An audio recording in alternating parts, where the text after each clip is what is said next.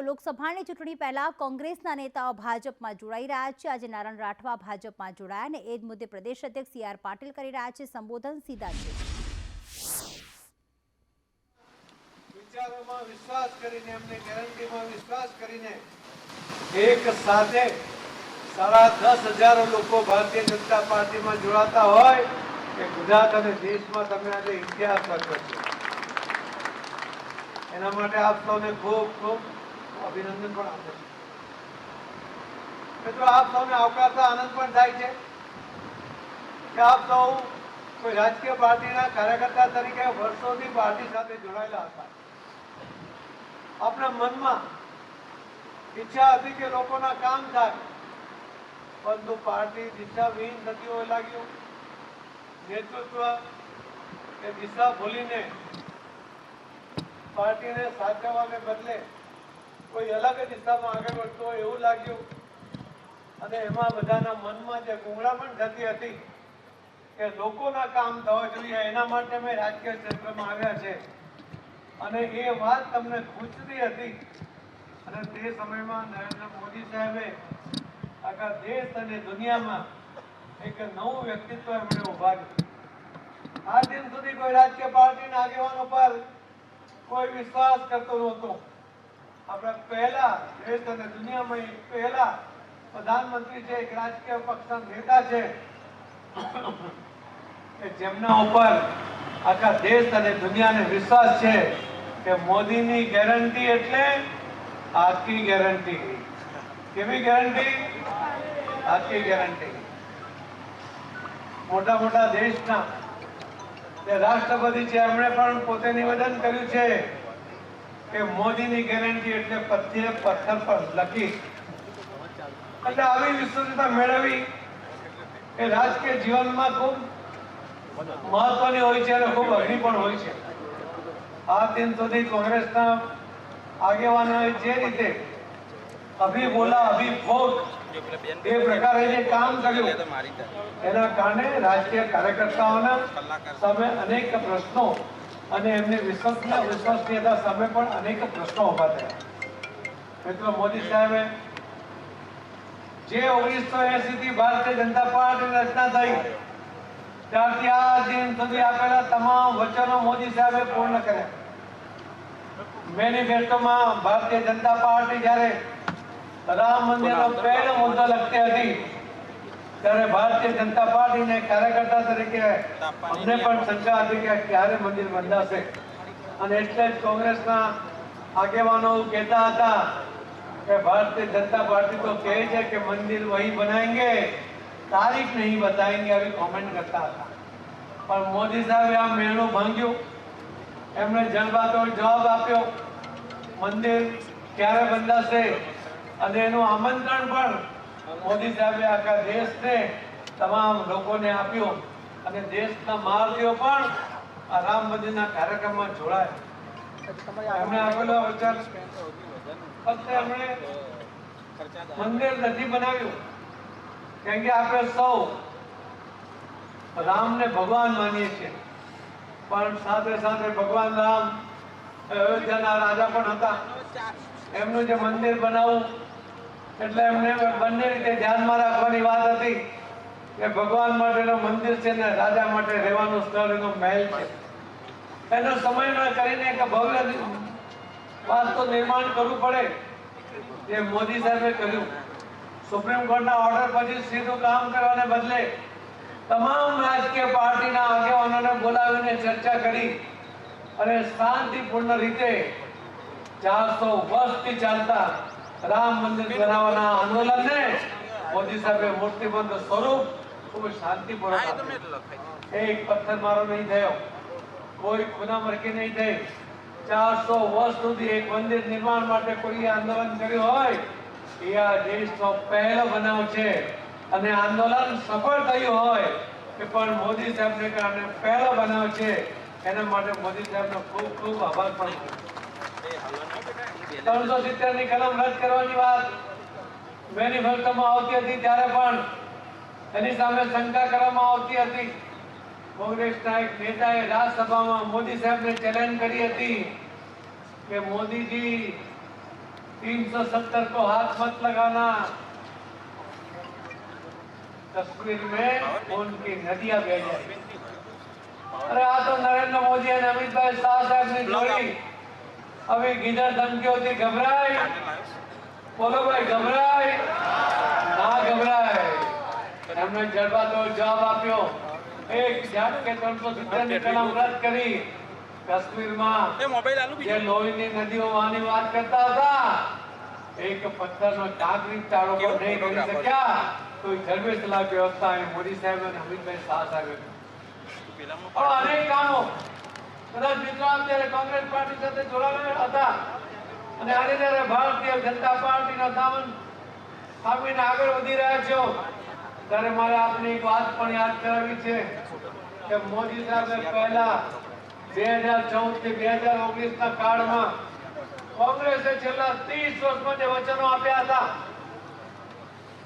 જે અલગ અલગ પ્રોજેક્ટો હાથ ધર્યા હતા, જે કામ અધૂરા હતા, આ બધા જ કામ એ મોદી સાહેબે પહેલા 5 વર્ષમાં પૂર્ણ કર્યા। અને એમણે કહ્યું હતું કે હમણાં હું ખાડા પૂરી રહ્યો છું, બિલ્ડિંગ ઉભારવાનું બાકી છે, પહેલા 5 વર્ષમાં ખાડા પૂર્યા અને બીજા 5 વર્ષની અંદર જે વિકાસ તમને દેખાયો છે એ મોદી સાહેબની મહેનત છે। મિત્રો આજે પણ વિકસિત દેશો એનું ઇન્ફ્રાસ્ટ્રક્ચર આપણા કરતા અનેક ગણું સારું હશે, પણ મોદી સાહેબના ડેવલપમેન્ટથી એટલા માટે પ્રભાવિત છે કે મોદી સાહેબે શાસનની ધુરા સંભાળ્યા પછી આ અવિકસિત ભારત કે જ્યાં ઇન્ફ્રાસ્ટ્રક્ચરની ખૂબ આવશ્યકતા હતી, ખૂબ પછાત ગણાય એવા વિકાસને એટલું વેગીલું બનાવ્યું કે વિકસિત દેશોને પણ લાગે છે કે નરેન્દ્ર મોદી સાહેબના નેતૃત્વમાં હવે ભારત સૌથી આગળ નીકળી જશે એવો એમને પાકો વિશ્વાસ થઈ ગયો છે। અને એના કારણે એ લોકો આપણી સાથે એમનું વર્તન અને વ્યવહાર પણ બદલાયા છે। મોદી સાહેબે ફક્ત વિકાસ કામ કર્યા એવું નહીં, સાથે સાથે એમણે અનેક કલ્યાણના માર્ગો કર્યા। એમણે લોકોના વિકાસ માટે અનેક યોજનાઓ બનાવી અને એ યોજનાઓ દ્વારા લોકોને રાહત થાય એમાં અમને મુખ્ય ભાગ ભજવ્યો, ટાર્ગેટ કર્યો, અમને સંકલ્પ કર્યો કે જે કોંગ્રેસ જાતના ભાગલા પાડતી હતી અને રાજ કરતી હતી, ગુજરાતનો દાખલો છે કે 1984 માં ખામ થિયરી અપનાવવામાં આવી। ખામ થિયરીને આધારે જ્ઞાતિઓમાં ભાગલા પડ્યા, પરંતુ મોદી સાહેબે એ જ્ઞાતિઓના ભાગલા પાડવાને બદલે એમણે જે સેક્ટરમાં લોકોને તકલીફ છે એવા સેક્ટરની સેવા કરવા માટેનો સંકલ્પ કર્યો। પહેલો સંકલ્પ કર્યો મોદી સાહેબે મહિલાઓ માટે કે મહિલાઓને સુરક્ષિત કરવી છે।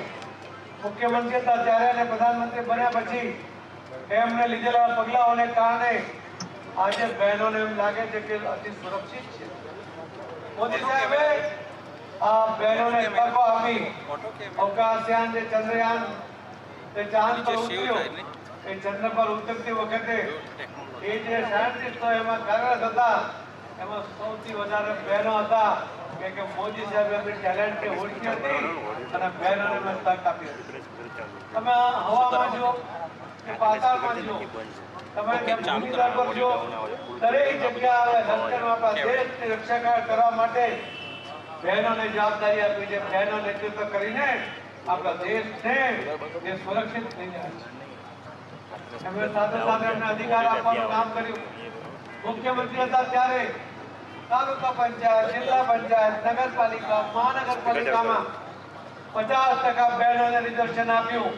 એના કારણે અનેક બહેનો આજે તાલુકા પંચાયત, જિલ્લા પંચાયત કે નગરપાલિકા કે મહાનગરપાલિકામાં મેયર કે પ્રમુખ બનીને નેતૃત્વ કરી રહી છે। અને વધારાનો અધિકાર જે આપવાનો હતો તે મોદી સાહેબે આપ્યો કે એમણે લોકસભા નવા ભવનનું નિર્માણ કર્યું।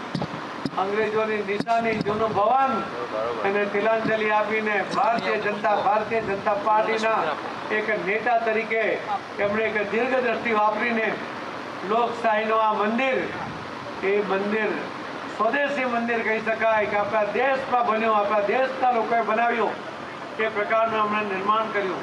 આવા ઐતિહાસિક બિલ્ડિંગની અંદર, આ ભવનની અંદર પહેલો ઐતિહાસિક ઠરાવ કર્યો।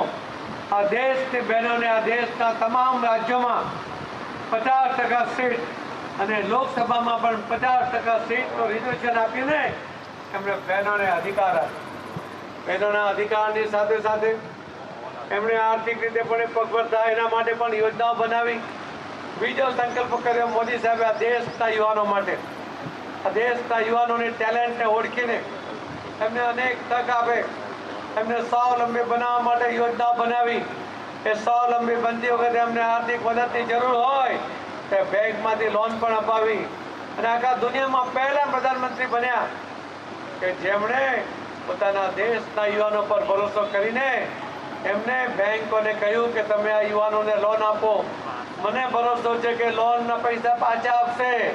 એનો ગેરંટર હું છું. નરેન્દ્ર મોદી પોતે ગેરંટર બનીને આ દેશના યુવાનોના એમણે જે રીતે એમને મદદ કરવાનો પ્રયત્ન કર્યો, જે રીતે એમનામાં વિશ્વાસ રાખ્યો, એના કારણે યુવાનોને પણ લાગે છે કે અમારી સાથે અમારી પીઠ પાછળ અમને ટેકો આપવા માટે નરેન્દ્ર મોદી સાહેબ જાતે આવ્યા છે. ત્રીજો સંકલ્પ કર્યો હમણાં દેશના ખેડૂતો માટે.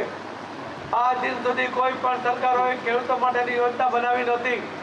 મોદી સાહેબે દર વર્ષે 6,000 રૂપિયા ખેડૂતોના ખાતામાં, કોઈ અરજી નહીં કરવી, કોઈની સામે હાથ નહીં લંબાવવા, કોઈ કાકલુદી નહીં કરવી, સીધા એના ખાતામાં બેંકમાં પૈસા જમા થઈ જાય, કોઈ વચેટીઓ નહીં, કોઈ દલાલ નહીં.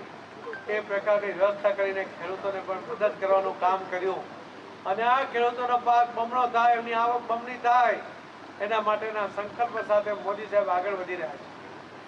ચોથો સંકલ્પ કર્યો એમણે દેશના ગરીબ લોકો માટે. શું આદિવાસી ભાઈ બહેનો જ ફક્ત ગરીબ છે? શું ફક્ત દલિત ભાઈ બહેનો જ ગરીબ છે? શું કોઈ બ્રાહ્મણ, વાણિયા કે બીજા અન્ય સમાજના લોકો એ ગરીબ નથી? શું એમને સરકારની મદદની જરૂર નથી? મોદી સાહેબે ભાગલા પાડવાને બદલે ગરીબની વ્યાખ્યામાં જે ગરીબ છે એ તમામ લોકોને સરકારની યોજનાનો લાભ મળે, એ ગરીબી રેખામાંથી બહાર આવે, એમને જે મદદની જરૂર છે મદદ આપવા માટેનો પહેલો સંકલ્પ ગરીબો માટે મોદી સાહેબે કર્યો. અને સંકલ્પ કરતા પહેલા પણ જે ઇન્દિરા ગાંધીએ સૂત્ર આપ્યું હતું ને, ગરીબી હટાવો, મોદી સાહેબે કોઈ સૂત્ર નહીં આપ્યું, કોઈ ઢોલ નગારા નહીં પીટ્યા, પણ 140 કરોડ લોકોમાં એ વસ્તીમાંથી 25 કરોડ લોકોને ગરીબી રેખામાંથી બહાર લઈ આવ્યા. કે મોદી સાહેબે કરેલું કામ છે અને એમાં કોઈ અવાજ નહીં ઉઠાવી શકે, કોઈ શંકા નહીં કરી શકે, કેમ કે મોદી સાહેબની એજન્સી નહોતી. આ વિદેશની યુએનમાંથી આ એજન્સીએ આ સર્વે કરીને કર્યું. હું મિત્રો આપને એટલા માટે કહું છું કે આપ જ્યારે જોડાઓ છો ત્યારે આપને કદાચ કોઈ પ્રશ્ન પૂછે કે આટલા વર્ષ તમે કોંગ્રેસમાં હતા, જે ભાજપમાં કેમ જોડાયો છો, ત્યારે તમે અમને એમ કહી શકો કે સર્વાંગી વિકાસની વ્યાખ્યા શું હોઈ શકે. સર્વાંગી વિકાસમાં દરેક સેક્ટરના લોકોને મદદ મળે, એને દરેક પ્રકારનું ઇન્ફ્રાસ્ટ્રક્ચર એને મળે, ગામો ડેવલપ થાય, ગામ તૂટતા બચે, સંયુક્ત ફેમિલીમાં ગામમાં બધા લોકો રહે છે જે સુખી હતા કે આજે 1ના 2 ઘર 2 ચૂલા થવાને કારણે એમનો ખર્ચ પણ વધે છે, એના કારણે એમના મન પર ઉદ્વેગ પણ રહે છે, મા બાપથી અલગ રહેવું પડે છે અને મા બાપને દીકરાઓથી અલગ રહેવું પડે છે. એના કારણે જે સમસ્યાઓ, સામાજિક સમસ્યાઓ થાય છે એને પણ મોદી સાહેબે હલ કરી છે. 4 કરોડથી વધુ લોકોને મોદી સાહેબે ઘર આપ્યું છે. પોતાનું ઘર, પાકું ઘર બને એ દરેક વ્યક્તિની ઈચ્છા હોય છે. આ દિન સુધી કોઈ કરી શક્યું નથી. મોદી સાહેબે 4 કરોડ લોકોને પોતાનું ઘર આપ્યું અને આવનારા દિવસોમાં એ દરેક આ દેશમાં વસતા દરેક લોકોને પોતાનું ઘર હોય એના સંકલ્પ સાથે મોદી સાહેબ આગળ વધી રહ્યા છે. એટલા માટે તમે ભારતીય જનતા પાર્ટીમાં આવ્યા છો એ વાત તમે ઠોકીને કહી શકો છો કે આવું નેતૃત્વ જ્યારે દેશને મળતું હોય, આ દેશના નેતૃત્વ સાથે એનો ફાયદો આપણા ગુજરાતને મળે, આપણા દરેક શહેરોને મળે, એમાં તમારો પણ ભાગ હોય, તમારો પણ સહયોગ હોય અને એટલા માટે તમે આજે ભારતીય જનતા પાર્ટી સાથે જોડાવ છો. હું આપ સૌને સ્વાગત કરું છું. હું આપને વિશ્વાસ અપાવું છું કે આવો આપણે સાથે મળીને નરેન્દ્ર મોદી સાહેબના હાથ પણ મજબૂત કરીએ, આપણે અમદાવાદને મજબૂત કરીએ, આપણે ગુજરાતના દરેક શહેર અને ગામને મજબૂત કરીએ, ગુજરાતને મજબૂત કરીએ. ગુજરાતની મજબૂતાઈ સાથે આપણે દેશને મજબૂત કરીએ આજે મોદી સાહેબનું જે વિકસિત ગુજરાત, વિકસિત ભારત, વિકસિત ગુજરાતનું જે સપનું છે એ પણ આપણે પૂર્ણ કરવામાં આપણું પણ યોગદાન હોય. આપણે સાથે મળીને કરીએ એવી કલ્પના સાથે, એવા એક સંકલ્પ સાથે આપણે સૌ આગળ વધીએ. અને આજ જ્યારે આપ સાથે આવ્યા છો, આપ સૌનું ફરીથી સ્વાગત કરીને મારી વાતને વિરામ આપું છું. જય જય ગરી ગુજરાત, ભારત માતા કી જય, જય શ્રી રામ, જય જય શ્રી રામ, ધન્યવાદ. આભાર પાટીલ સાહેબ. આજે આપણી વચ્ચે પૂર્વ કેન્દ્રીય મંત્રી તેમજ 5 ટર્મ સુધી સાંસદ રહી ચૂકેલા અને અત્યારે હાલ રાજ્યસભાના ચાલુ સાંસદ એવા શ્રી નારાયણભાઈ રાઠવા ઉપસ્થિત છે. હું પ્રદેશ અધ્યક્ષ આદરણીય શ્રી સી આર પાટીલ સાહેબ તેમજ પ્રદેશના પદાધિકારીશ્રીઓ અને ઉપસ્થિત મહાનુભાવોને વિનંતી કરીશ કે શ્રી નારાયણભાઈ રાઠવાને ખેસ અને ટોપી ધારણ કરાવી ભારતીય જનતા પાર્ટીમાં પ્રવેશ આપે. આપણે સૌ તાળીઓના ગડગડાટથી આપણને વધાવી લઈશું. બોલો ભારત માતા કી જય. સાથે તેમના સુપુત્ર શ્રી સંગ્રામસિંહ રાઠવા, છોટાઉદેપુર નગરપાલિકાના પ્રમુખ, એપીએમસીના ડિરેક્ટર, ડેરીના ડિરેક્ટર, તેઓને પણ વિનંતી કરીશ. એમને પણ આપણે સૌ તાળીઓના ગડગડાટથી વધાવીશું.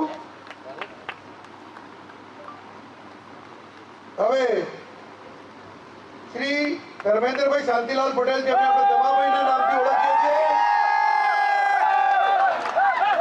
2019 અને 2022 વિધાનસભાના ઉમેદવાર તેમજ ભારતીય જનતા પાર્ટીમાં તેમને પુનઃ પ્રવેશ પાટીલ સાહેબ આપી રહ્યા છે. ધર્મેન્દ્રભાઈની ઘર વાપસીને આપણે સૌ વધાવી લઈશું.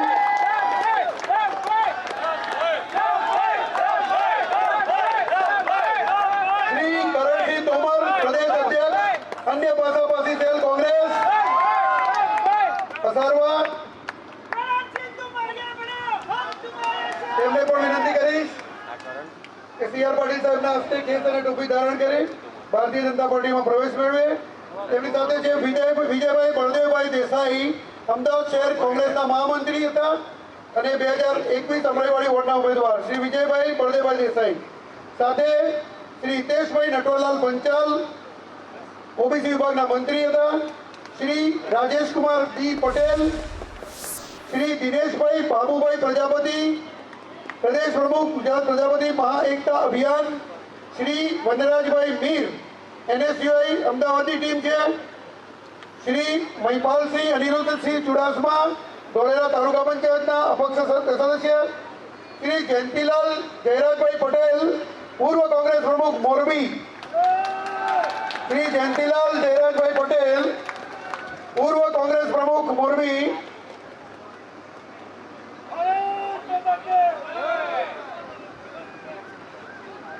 શ્રી મહેશકુમાર રામસિંહ પરમાર, શ્રી મહિપાલસિંહ અનિરુદ્ધસિંહ ચુડાસમા, શ્રી પ્રદીપસિંહ ધર્મેન્દ્રસિંહ રાઠોડ, પ્રમુખ શ્રી તાલુકા પંચાયત પ્રાંતિજ. શ્રી વર્ષાબેન દિલીપસિંહ મકવાણા, પૂર્વ પ્રમુખ તાલુકા પંચાયત પ્રાંતિજ. શ્રી એસ.એમ. ખાંટ, ડિરેક્ટર શ્રી મહીસાગર જિલ્લા સહકારી સંઘ તેમજ માજી કાર્યપાલક ઇજનેર સિંચાઈ વિભાગ ગાંધીનગર શ્રી એસ.એમ. ખાંટ. જેઓના નામ બોલવામાં આવે તેઓ જ ઉપર આવવા વિનંતી છે. જેઓના નામ બોલવામાં આવે તેઓ જ આવવા વિનંતી છે. ડોક્ટર તખતસિંહ સોઢા કબડવંતી, શ્રી ફલ્ગુનીબેન સોઢા, વડોદરા શહેર મહિલા કોંગ્રેસ પ્રમુખ, શ્રી ચેતનાબેન પ્રજાપતિ, પાટણ નગરપાલિકા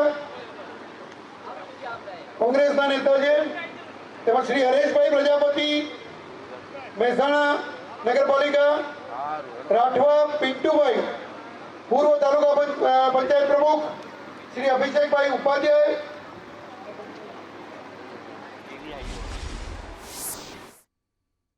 વ્યક્તિના જીવનમાંથી વ્યસન મુક્તિ કરી દેવો, એક વ્યક્તિનું આરોગ્ય સુધારવું, એ બધા તો સારા કામો છે જ, પરંતુ એક નિરક્ષરને અક્ષરનું જ્ઞાન આપવું એનાથી મોટું પુણ્ય કાર્ય કોઈ હોય જ ના શકે. અને સ્વામિનારાયણ ગુરુકુલોએ એકદમ નિસ્વાર્થ ભાવથી, સેવાના ભાવથી સ્વામિનારાયણ ભગવાનના સંદેશને ઘર ઘર સુધી પહોંચાડવાના ઉદાત્ત ઉદ્દેશથી બોલ્યા ચાલ્યા વગર મોટી મોટી સંસ્થાઓ ઊભી કરી અને મોટી મોટી સંસ્થાઓએ મોટા મોટા માણસો, વિરાટ વ્યક્તિત્વો ઊભા કર્યા અને સમાજની અંદર સજ્જન શક્તિનો સંગ્રહ કરવાનું કામ આ સ્વામિનારાયણ ગુરુકુલે કર્યું છે. પ્રેમ સ્વરૂપદાસજીને હું 30 વર્ષથી ઓળખું છું. સંસ્થાની પહેલી નિસાર બની ત્યારથી લઈ આજના ઉદ્ઘાટન સુધી હું સંસ્થા જોડે જોડાયેલો છું. પ્રેમ સ્વરૂપદાસજી હસતા હસતા બધી વાતો કરે, બધું સારું સારું બોલે, બધું કરે, પણ હું એક વાત કહી દઉં, પહેલાના જમાનામાં LIC ના એજન્ટના જોઈને જેમ ગામમાં ભાગી જતા હતા ને, ભાગતા હતા કે નહીં ભાગતા હતા ભાઈ, એમ પ્રેમ સ્વરૂપદાસજી કામ લઈને આવે તો જેમ સ્વામિનારાયણ LIC નો એજન્ટ આવે તો તમારે વીમો ઉતરાવવો જ પડે, એમ પ્રેમ સ્વરૂપદાસજી આવે તો કામ કરવું જ પડે. એટલું